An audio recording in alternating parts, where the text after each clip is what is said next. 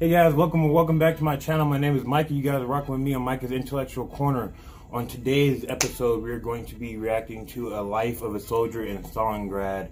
This is a diary input by a German soldier named William Hoffman. William Hoffman was a German soldier in the 267th Infantry Regiment, 94th Infantry Division, and in the infamous German 6th Army, the one that gets encircled by the Red Army at Stalingrad.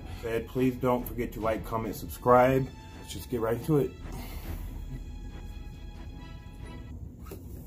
Hey guys, I'm Griffin Johnson, the Armchair Historian. Today I'm excited to introduce a new series to the channel called War Stories. This series will be focused on bringing primary documents to life, complete with authentic narration. Our animated history of the Battle of Stalingrad will be released next week, so you can look forward to that as well. If you want to see this channel grow and expand, consider becoming a patron. Now on to the video, which will be following the unmodified diary of Wilhelm Hoffman, a German soldier who fought and died at the Battle of Stalingrad.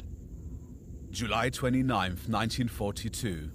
The company commandant says the Russian troops are completely broken and cannot hold out any longer. To reach the Volga and take Stalingrad is not so difficult for us. The Führer knows where the Russians' weak point is. Victory is not far away. August 2nd. What rich fields there are to be had here after the war's over. Only let's get it over with quickly. I believe that the Führer will carry the thing through to a successful end. August 10th. The Führer's order were read to us. He expects victory of us. We are all convinced that they cannot stop us. So here we're about, I think a year into Operation Barbarossa, and obviously the Germans are dominating the Eastern Front. This, I believe, is right after the Russian winter, the horrible Russian winter that they just had to settle in for. Obviously the German soldiers weren't phased at this point, so they're still pretty optimistic that they can take Stalingrad and Russia as a whole. But let's go ahead and see what the rest of this diary has to say. We are all convinced that they cannot stop us. August 12th. We are advancing towards Stalingrad along the railway line. Yesterday, Russian Katyusha and tanks halted our regiment. The Russians are throwing in their last forces. Captain Werner explained to me, large-scale help is coming for us, and the Russians will be beaten. This morning, outstanding soldiers were presented with decorations. Will I really go back to Ussr without a decoration? I believe that for Stalingrad, the Führer will decorate even me. August 23rd. Splendid news. North of Stalingrad, our troops have reached the Volga and captured part of the city. The Russians have two alternatives, either to flee across the Volga or give themselves up. September 4th. It's a happy thought that the end of the war is getting nearer. That's what everyone is saying. If only the days and nights would pass more quickly. September 11th. Our battalion is fighting in the suburbs of Stalingrad. Firing is going on all the time. Wherever you look is fire and flames. Russian cannon and machine guns are firing out of the burning city. September 13th. An unlucky number. This morning, Katyusha attacks caused the company heavy losses. The Russians are fighting desperately, like wild beasts. Lieutenant Kraus was killed yesterday, and there is no company. So now we're starting to see the German fighting spirit starting to slip away. They start to realize that the Russian people aren't just going to give up and let them have the city or Russia as a whole. And they seem like they just keep coming and coming and coming. But Lieutenant Kraus was killed yesterday, and there is no company commandant. September 18th. Fighting is going on inside the elevator. The Russians inside are condemned men. The battalion commandant says the commissars have ordered those men to die in the elevator. If all the buildings of Stalingrad are defended like this, then none of our soldiers will get back to Germany. I had a letter from Elsa today. She's expecting me home when victory's won.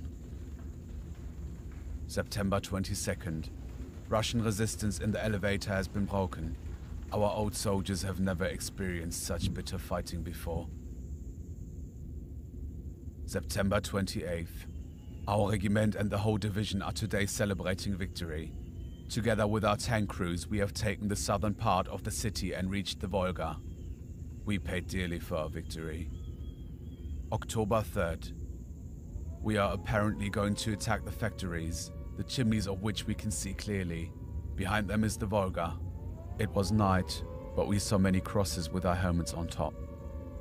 Have we really lost so many men? October 5th. Our battalion has gone into the attack 4 times and got stopped each time. Russian Scharfschützen hit anyone who shows themselves carelessly from behind shelter. October 22nd. Our regiment has failed to break into the factory. We have lost so many men. Every time you move, you have to jump over bodies. You can scarcely breathe in the daytime. There is nowhere and no one to remove the bodies, so they are left there to rot. Who would have thought 3 months ago that instead of the joys of victory, we would have to endure such sacrifice and torture, the end of which is nowhere in sight? The soldiers are calling Stalingrad the mass grave of the Wehrmacht. October 27th. Our troops... So here we see the beginning of the end of the German soldiers in Stalingrad, as it will be like months later that they get encircled by the Red Army. And as he mentioned, the bodies, you gotta remember there's almost a thing like 500,000 dead German soldiers in Stalingrad alone. That's as much as all German soldiers pretty much dying in the Western Front, you know what I'm saying? So that's in one city. That must be, and on top of that, at the end of this, you're gonna have over 1 million dead Russian soldiers in here too, double that. So it literally, this is hell on earth. Hell on earth, guys.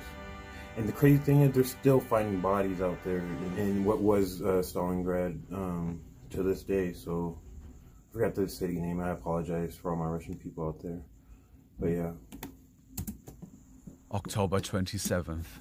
Our troops have captured the whole of the Barricade factory, but we cannot break through to the Volga.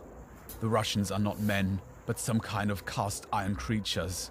They never get tired, and they are not afraid of fire. We are absolutely exhausted. Our regiment now has rarely the strength of a company. November 10th. A letter from Elsa today. Everyone expects us home for Christmas. In Germany, everyone believes we already hold Stalingrad. How wrong they are. If they could only see what Stalingrad has done to our army. November 21st. The Russians have gone over to the...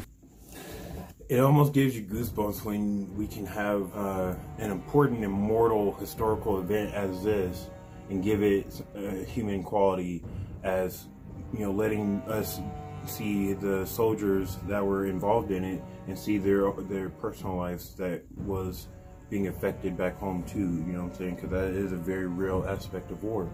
And I think, you know, the Armchair Historian did a pretty good job of, you know, conveying that in this act, you know what I'm saying? But yeah, let's go ahead and get back into it, guys. They could only see what Stalingrad has done to our army. November 21st. The Russians have gone over to the offensive along the whole front. Fierce fighting is going on. November 29th.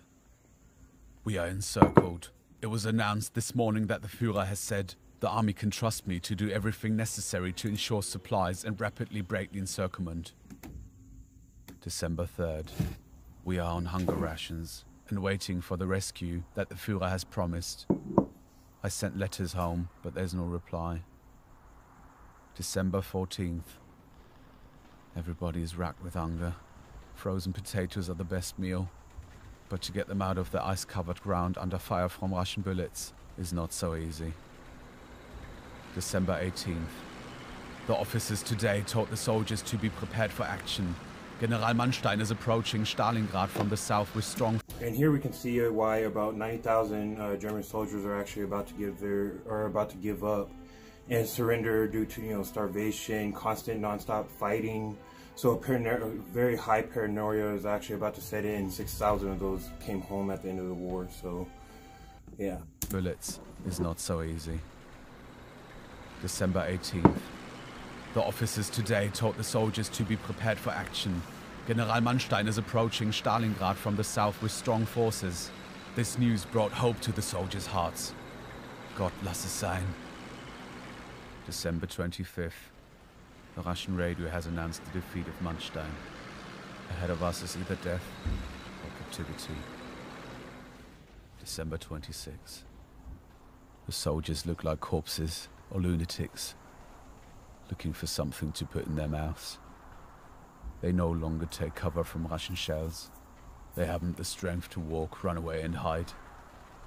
A curse on this war. This was the last entry we have from Wilhelm Hoffmann. Although this is one of the most well-known personal accounts of the Battle of Stalingrad, we do not know the specifics of Hoffmann's fate, nor that of his beloved Elsa. It is believed that he died fighting alongside his comrades. Thanks for watching. This video was brought to you solely by me, my artist Hert, and voice actor Timon. I'll see you next time for the Battle of Stalingrad. Alright guys, we'll go ahead and stop it right there. So, pretty much as you know, we can see the Battle of Stalingrad was a very almost inhuman battle where almost 1.5 million people died. You know what I'm saying? 500,000 German soldiers and over 1 million Russian soldiers died in this one city. And again, you gotta remember, over 500,000 German soldiers died fighting in all of the Western Front. That's fighting the United States, fighting UK, and all of that died in this one city, the equivalent. So when he, whenever he said in that insert how many, the fact that you couldn't even walk around the city without stepping over a dead body, this is really, hell on earth, and really kind of speaks on, what we should really be thankful for, and the fact that we don't have to fight these type of wars anymore. But with that being said, guys, thank you guys so much for joining me again on this episode. You guys can join me tomorrow. I'm probably going to do a Kurtz video, and then we're going to go back into our Napoleonic Wars. Thank you guys for joining me on Micah's Intellectual Corner. With that, I'm out. Peace!